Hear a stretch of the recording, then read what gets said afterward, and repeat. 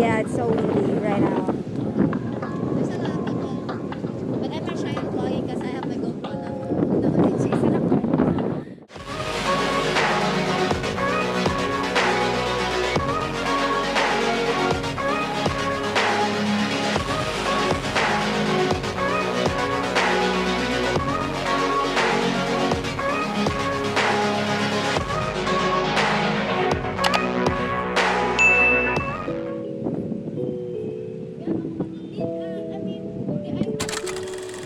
Hey mga kalay, welcome back to my YouTube channel. This is Lam. At ngayon po ay may bago na naman po ang video na alagay sa inyo. So ngayon po is papunta na po kami sa Cebu for our educational tour. At nandito po kami ngayon sa Port. Bye-bye City Port.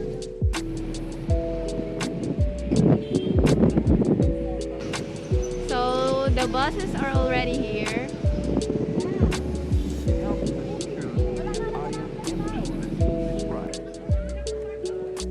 By creating an imaginary picture. Usually it's something that moves. So nasa loob na po kami ng pier.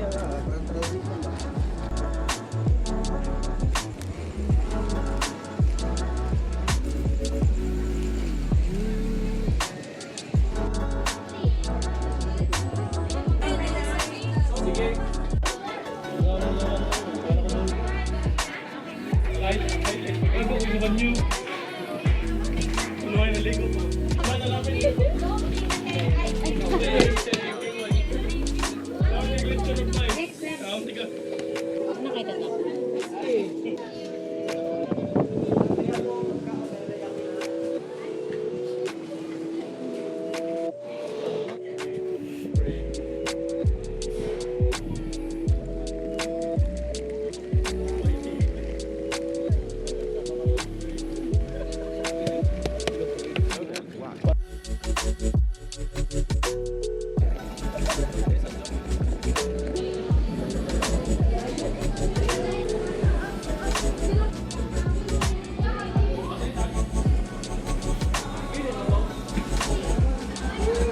Oh my god.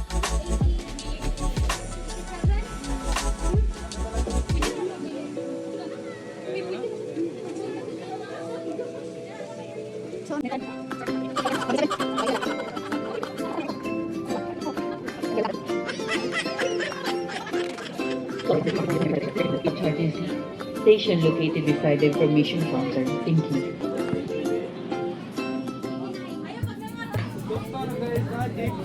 So, nandito po ako sa baba.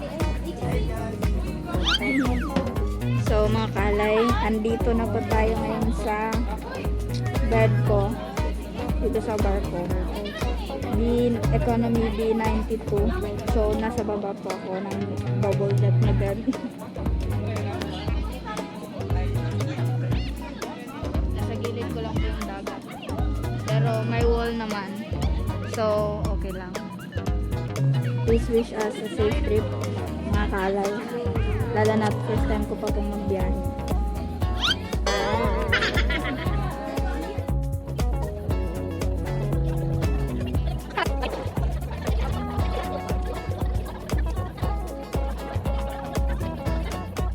So mga kaalay, time check, it's already 9:38 in the evening.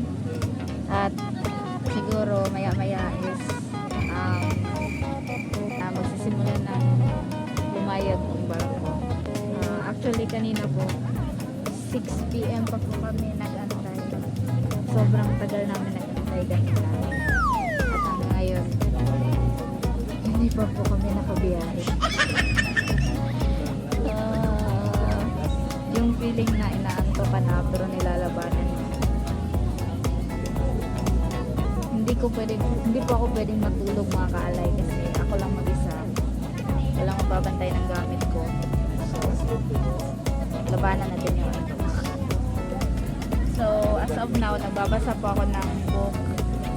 Kung naalala nyo yung past na vlog ko is yung nag-unboxing ako ng books. Ito yon. So, nadala ko po pala siya. So, mabuti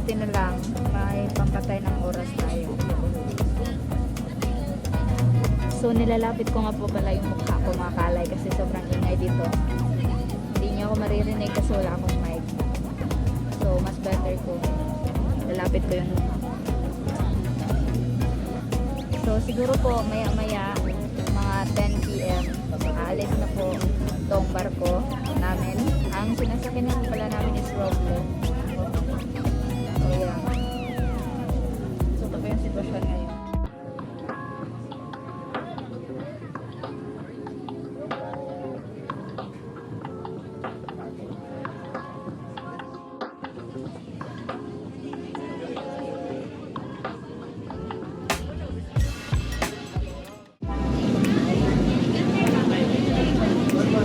Porters and passengers on board, this vessel is about to depart. You are requested to disembark now. Fuera visita, fuera visita, visita, fuera.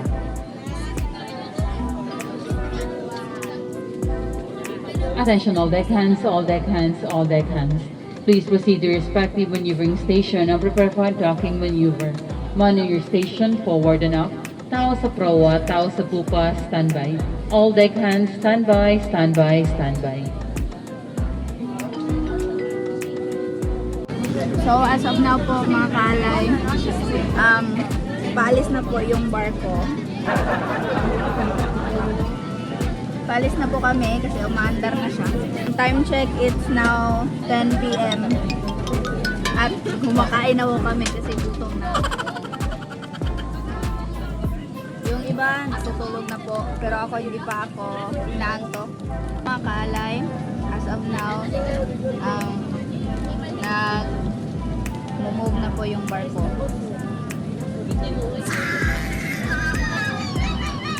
Unti-unti na pong nag-move kasi nakikita ko po dito. Nasa tabi ko lang po kasi yung dagat. Nakikita ko yung mga ilaw. So, unti-unti na kaming lumalayo. Let us pause for a moment for our prayer.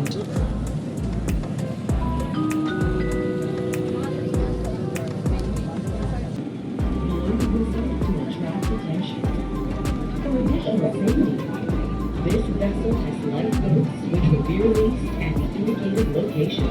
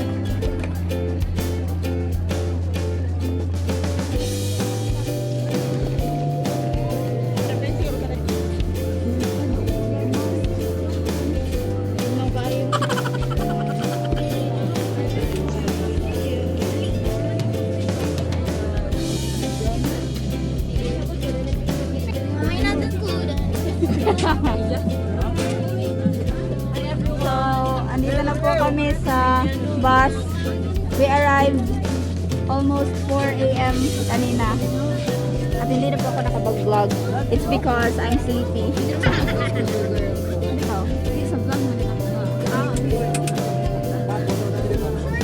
So, ngayon, papunta na po kami sa Alta Resort Hotel here in Cebu City.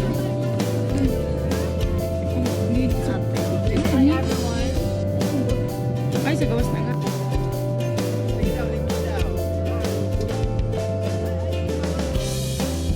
Kanyado, Apoyado, Aginsatan,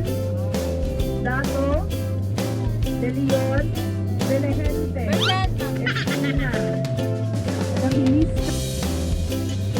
sa ako, kapanahunan, 20 years ago, more than 20 years ago, no? Years ago. It's making me dizzy. First year. So, nasa loob po kami ng tunnel as of now. Pero, huwag kayo muna nga ang mga graduate sa BSU kayo. Mag-iwig daw. Tours, including one of our tour guides, is,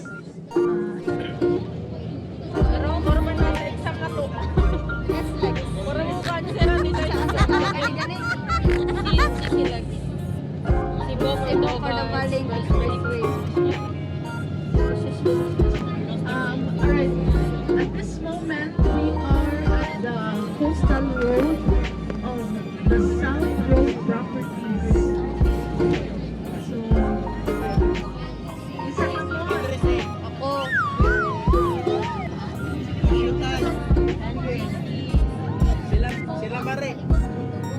Katong ni-raise ang hand kita man. Filipino-Chinese.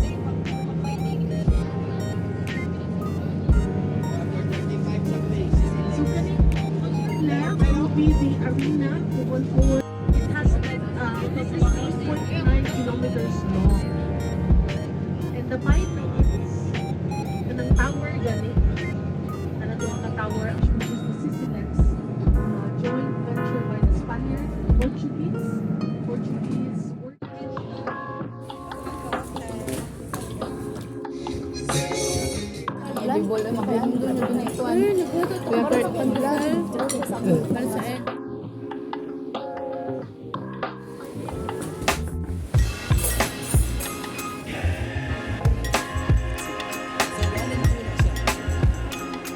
Here in Cebu City as a leading luxury destination.